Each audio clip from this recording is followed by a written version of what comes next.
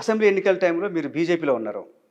ఎందుకు ఆ పార్టీలో చాలా బలమైన నాయకులు అనుకున్న వాళ్ళు కూడా బండి సంజయ్ కావచ్చు, ధర్మపురి అరవింద్, ఈటెల రాజేందర్, రఘునందన్ రావు ఎందుకు ఓడిపోయారు? ఆనాడు ఒక వేవ్ వచ్చిందండి. పీపుల్ వాంటెడ్ కేసీఆర్ను దింపాలా, కేసీఆర్ను ప్రభుత్వం కరప్టెడ్ గవర్నమెంట్, అహంకారపూర్వకమైన గవర్నమెంట్ పడగొట్టాలా అని చెప్పి వాళ్ళు అనుకున్న సమయంలో కాంగ్రెస్కు ఇస్తేనే సీట్స్ ఇస్తేనే గవర్నమెంట్ ఫామ్ చేయగలుగుతుంది. దీనికి ఇస్తే 3-4 సీట్ల పార్టీ ఇది, ఇంకా కావాలంటే ఒక 8-9 సీట్లకు పోతుంది. ఎప్పుడైతే బండి సంజయ్ నాయకత్వాన్ని తీసి పడేసిండ్రో ప్రజలకు ఏదైతుందో ఈ పార్టీ మీద విశ్వాసం పోయింది. టోటల్గా పోయి వీళ్ళు ఎప్పటికి కూడా రూల్ చేసే పార్టీ కాదు, ఇంటర్నల్ కొట్లాడే వాడన్న పైకి వస్తుంటే వానికి కాలువటి గుంజే పార్టీ ఇది అని చెప్పి ప్రజలకు అర్థమైపోయి at least we will give Congress to rule it అని చెప్పి కాంగ్రెస్కు పట్టం కట్టారు. మీరు బీజేపీలో చాలా కీలకమైన జాతీయ కార్యవర్గ సభ్యుడిగా కూడా ఉన్నారు. పార్టీలో గొడవలు ఉన్నాయనేది చాలా చర్చ బాగా జరుగుతుంది. ఈటెల రాజేందర్కి, బండి సంజయ్కి, కిషన్ రెడ్డికి నిజంగా గ్రూపులు ఉన్నాయా? చాలా ఉన్నాయి, చాలా ఉన్నాయి. లేకపోయినా కానీ కావాలని చెప్పి కూడా క్రియేట్ చేస్తారు.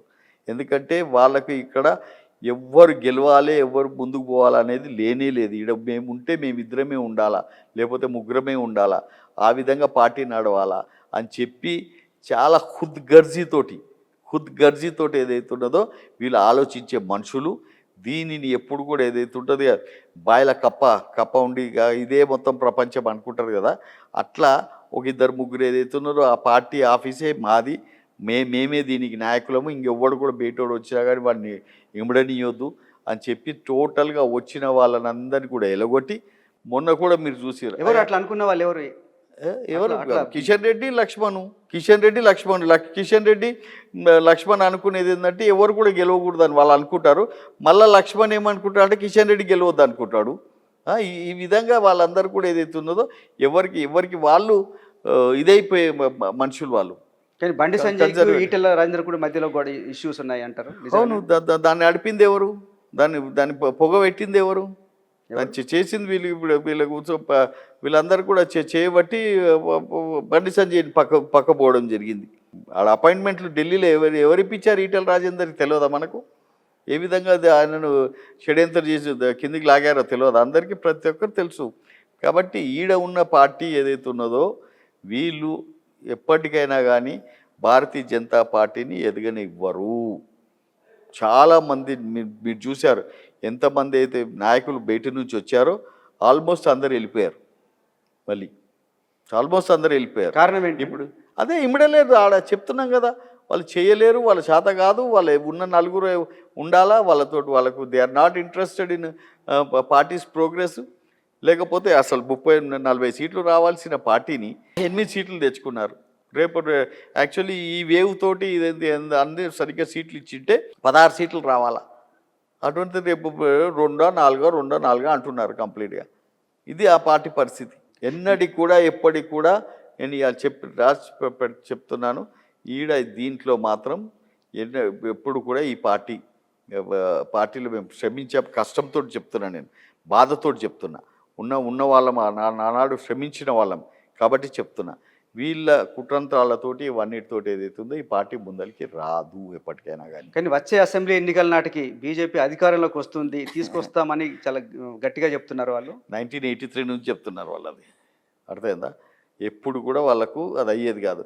అసలు ఎంత సిగ్గుచేటండి, ఒక సిగ్గుచేటు ఏంటంటే 50 సంవత్సరాలుగా నడుస్తున్న ఈ పార్టీలో 10 మందిని తెచ్చుకుంటారండి బయట నుంచి, అవుట్సోర్సింగ్ తెచ్చి క్యాండిడేట్లను పెడతారా?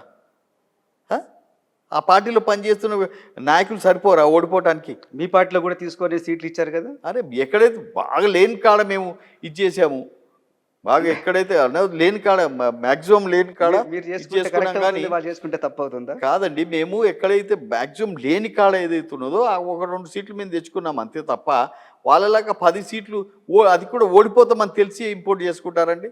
For example Nagar Kurnool seat ఉంది, నాగర్ కర్నూలులో 100% వాళ్ళు ఓడిపోతున్నారు. అదే బంగారు శృతికి ఇచ్చి ఏమవుతుండే? ఓడిపోకుండా ఆమె కూడా మంచిగా ఓడిపోతుండే కదా. ఓడిపోవడానికి పెద్ద ఇది గొప్ప కావాలండి, దానికి ఇంపోర్ట్ చేసి వాడిని ఓడగొట్టించుకుంటావా నువ్వు? మహబాబాద్లో ఉన్న హుసేన్ నాయక్ క్యాండిడేట్ ఉండే, ఓడిపోవడానికి పనికిరాడా? ఖమ్మంలో ఎవరినది ఇంపోర్ట్ చేసుకున్నావు, ఆడ ఉన్న క్యాండిడేట్ పనికిరాడా? వరంగల్లో ఆరూరు రమేష్ రేపు పొద్దున ఓడిపోతున్నాడు. దాని ఆడ ఉన్న పార్టీలో ఉన్న క్యాండిడేట్లు ఓడిపోవడానికి సరిపోరా? కానీ వాళ్ళు చెప్తున్నారు బీజేపీకి భవిష్యత్తు ఉంది, బీజేపీలో చేరితేనే గెలుస్తామని చెప్పి వచ్చి చేరుతున్నారు, మేము ఎట్లా అడ్డుకుంటాం అంటున్నారు. ఎవరు చేయలే. ఎంత నాకు తెలుసు వాళ్ళ ఇంట్లో చుట్టూ ఎంత తిరిగిండ్రు, ఎంత హంటింగ్ చేసిండ్రు, ఎట్లా ప్రాధేయపడ్డారు. ఇడిచిపెట్టిన వాళ్ళు సీట్లు రానని వాళ్ళు వచ్చి చేరారు దాంట్లో. ఫైనల్గా తెలంగాణలో ఏ పార్టీకి ఎన్ని సీట్లు ఇస్తారు మీరు? నేను 12 to 14 సీట్స్ కాంగ్రెస్కి ఇస్తాను. 12 to 14 సీట్స్. ఓకే. మిగిలిన సీట్లు ఏదైతే ఉందో ఒకవేళ మెదక్కు పోతే ఒక సీటు బీఆర్ఎస్కు, ప్రతిమది ఏదో బీజేపీకి ఇస్తాం. MIM definitely MIM is definitely there. Okay. MIM బాబా ఎంఐఎంలో చాలా కష్టపడ్డది ఆమె మాధవి లత, బాగా చేసింది. దాన్ని ఎందుకంటే నేను కూడా చూసా ఆమె వీడియోస్ అవన్నీ కూడా ప్రచారం అన్నీ కూడా చూసా. It is one of the best ప్రయత్నం ఈసారి అక్కడ ఏమైనా హిస్టరీ క్రియేట్ చేసే అవకాశం ఉందా? లేదు, మాధవిలత గెలిచే అవకాశం అంత సీన్ లేదు. అసలైన తొలి వెలుగు. ఫాలో వాట్సాప్ @తొలి వెలుగు official.